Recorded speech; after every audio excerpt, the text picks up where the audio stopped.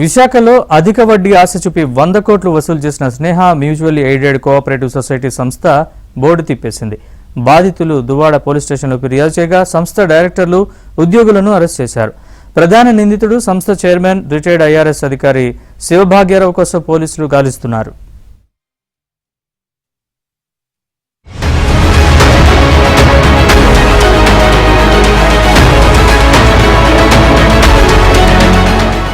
విశాఖలో max cooperative society రాత్రికి రాత్రే బోర్డు తిప్పేసింది. 2008లో అంబేద్కర్ ఆశయ సాధన పేరుతో ఐఆర్ఎస్ మాజీ అధికారి కటికల శివభాగ్యరావు స్నేహ మ్యూచువల్లీ ఎయిడెడ్ కోఆపరేటివ్ సొసైటీని స్థాపించారు. విశాఖ పరిధిలోని 100 మంది దగ్గర 12% వడ్డీ ఇస్తామని ఎస్సీ, ఎస్టీ, మైనార్టీ ఉద్యోగులు సహా పలువురిని నమ్మించి 100 కోట్ల రూపాయల డిపాజిట్లు సేకరించారు. ఉద్యోగులే కాకుండా సామాన్య ప్రజలు కూడా చాలా మంది ఈ సొసైటీని నమ్మి పెద్ద ఎత్తున డిపాజిట్లు చేశారు. స్నేహ మ్యాక్స్ కు పెద్ద పేరు రావడంతో విశాఖ పరిసర ప్రాంతాల్లోనే సుమారు 2500 మంది నుంచి 100 కోట్ల రూపాయలను డిపాజిట్లుగా రాబట్టారు.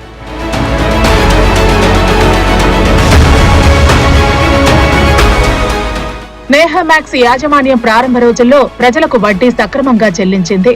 ఆ తర్వాత మెల్లగా కార్యకలాపాలు తగ్గించుకుంటూ రావడంతో ప్రజల్లో అనుమానం పెరిగింది. చెల్లించిన డబ్బు తిరిగి ఇవ్వాలంటూ కొంతకాలంగా డిపాజిటర్లు ఒత్తిడి చేయటం మొదలు పెట్టడంతో స్నేహ మ్యాక్స్ బోర్డు తిప్పేసింది.